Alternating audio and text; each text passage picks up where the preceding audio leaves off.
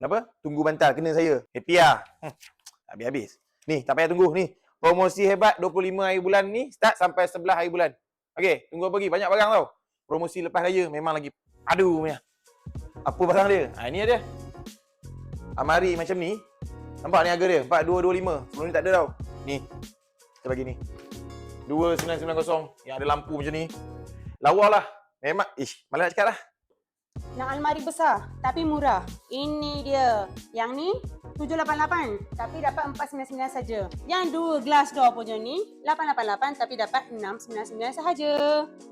Recliner chair ni pun ada offer. Harga 798 tapi sekarang harga dia 599. So, untuk TV kabinet promo, ramai juga yang tanya, tak ada ke? Ni lah, ada je. Untuk 8 kaki, harga asal 2,000. Sekarang kita promo 1690 saja tau. Ada lampu macam ni. Jangan risau, untuk 6 kaki pun ada. Daripada 1,400, sekarang kita bagi 1190. Datang. Tengok Snow White ni, cantik tau, warna putih macam ni.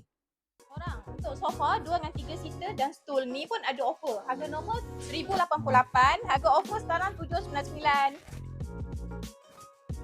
Yang last ni promosi hebat meja makan. Meja makan ni Crystal 6 seater. Harga asal dia 2588 tapi sekarang 1990 sahaja.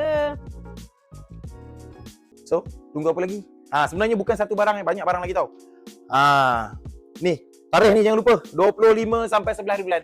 Datang jumpa saya atau kawan-kawan saya. Dah, tunggu apa? Tunggu bantal yang mula-mula tadi. Tak ada, takkan.